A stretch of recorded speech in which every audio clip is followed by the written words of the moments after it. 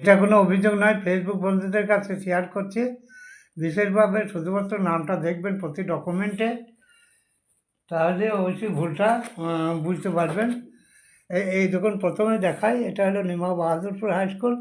এখানে আমি 1965 থেকে 1968 সাল পর্যন্ত পড়াশোনা করেছি। তারপরে দেখুন, এটা হলো পাঁচতুবি টিএন ইনস্টিটিউশন। এখানেই আমি 1969 থেকে 1971 সাল পর্যন্ত পড়াশোনা করেছি। তারপরে দেখুন, এটা হলো এইচএস সার্টিফিকেট 1972 সাল। শুধুমাত্র নামটা দেখার চেষ্টা করবেন, 1972 সালের সার্টিফিকেট।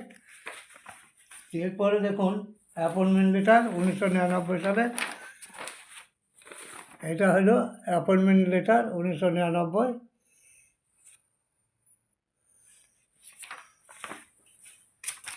তারপরে আর একটা দেখুন, আপনার বড়োয়া হসপিটালে আমি সিএইচজি হিসাবে কাজ করেছিলাম, তার হলো একটা ডকুমেন্ট, এটাও নাম দেখবেন। আর মনে রাখবেন, এগুলি সবই কিন্তু 2002 সালের আগে ডকুমেন্ট।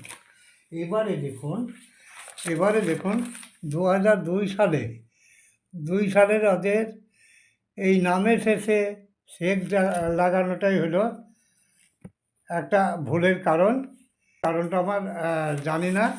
তারপরে আরও আপনাদের দেখায়, এটা হলো প্রধান সার্টিফিকেট, পঞ্চায়েত প্রধান, নামগুলো দেখবেন। তারপরে দেখুন, এটা পিটিআই ট্রেনিং, মানে অর্থাৎ বেসিক ট্রেনিংয়ের সার্টিফিকেট। এই দেখুন বেসিক ট্রেনিংয়ের সার্টিফিকেট। তারপরে আপনারা দেখুন, এটা হলো ওই বেসিক ট্রেনিংয়ের মার্কশিটের কপি। তারপরে এটা হলো পিটিও, মানে বেসিকের কি অ্যাডমিট কার্ড, এখানেও নামটা দেখবেন। তারপরে ইলেকশনে ডিউটি করেছিলাম যখন চাকরি করি, এটা দেখুন, এটা একটা তার আইডেন্টিটি কার্ড। তারপরে এবারে দেখুন, আপনার লেটেস্ট হলো পিপিও, এই পিপিওতেও নামটা দেখুন।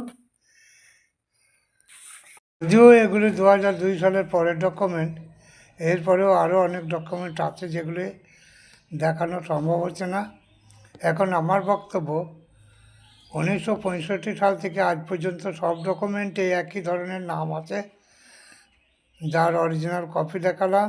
একমাত্র 2002 সালে শেখ যোগ হয়েছে বিপত্তির কারণ। এটা প্রযুক্তিগত ত্রুটি হতে পারে। এরপর আমি 22/1/2026 তারিখে হিয়ারিংয়ে জমা দিই Aadhaar card, pan card, ration card, HS pass certificate, PPO, তবুও রেশন কার্ড, তবুও 28/2/2026 তারিখে ফাইনাল লিস্টে আমার নামের পাশে আন্ডার অ্যাডজুডিকেশনের ছাপ। এটা কিন্তু আমার অভিযোগ নয়, আমার অবস্থান। বাকি কমেন্টে জানাবেন। ধন্যবাদ, সবাই ভালো থাকবেন।